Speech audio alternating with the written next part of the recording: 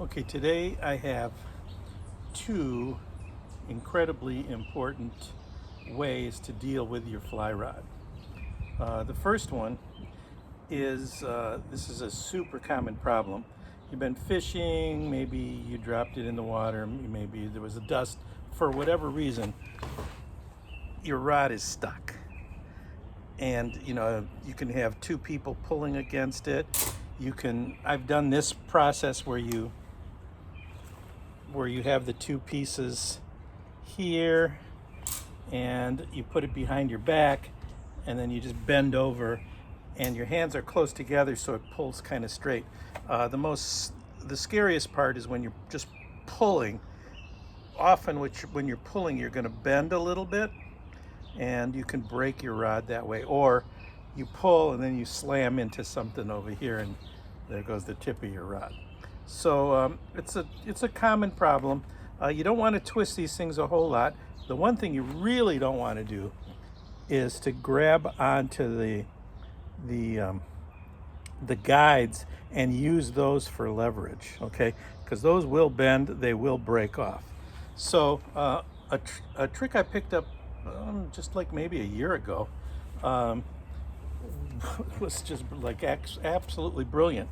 One of the main reasons you can't pull these apart real well is that's pretty thin, and these little bear paws just can't grip quite well enough.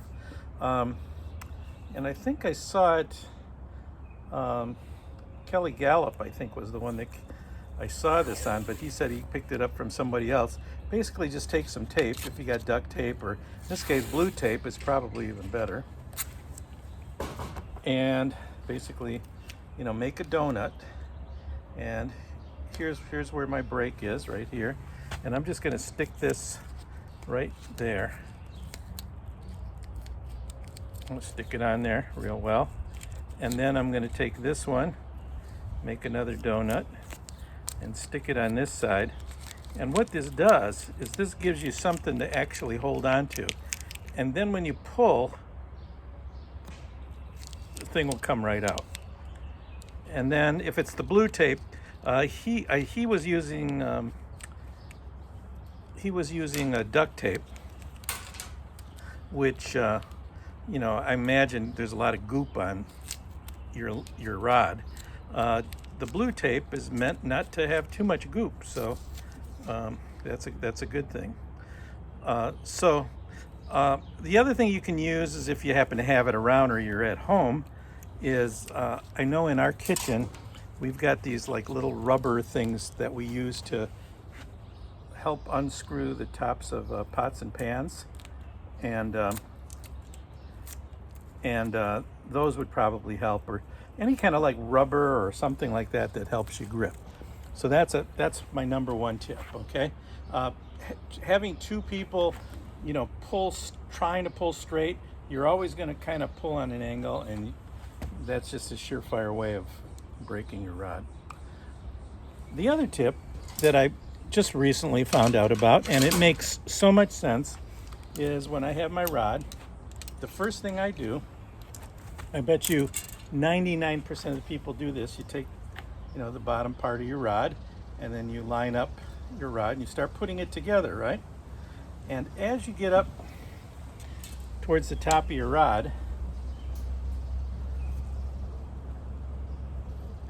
you now have all this rod here, and then you get to your tip top and you start putting this on, and there's a lot of like weight and stuff, and you're trying to line it up, and there's a lot of torque going on there. So what I just recently learned is that the appropriate way of doing this is to start at the tip. And this makes so much sense. It's like completely makes me crazy that I didn't think of this. So you start with your tip top, you put that on your first piece, line it up, and luckily this rod has little, I don't know if you can see them, little dots that line up, which is really nice. If you don't have the dots on there, just take a white paint pen or a Sharpie or something and make your own dots. It's life-changing. But you start at the tip. I mean, this may sound ridiculous and you may have been doing it, but I certainly haven't. and then, you know, add it on as you get thicker. Then that way you have this very light part and you're putting it onto the heavy part, and you're not torquing, you know, your rod around with that little thin part. And that's the second quick tip. So start at the tip and work your way towards the fat side versus the fat side towards the skinny side. Okay, and that's my two big tips for today. Hope to see you later.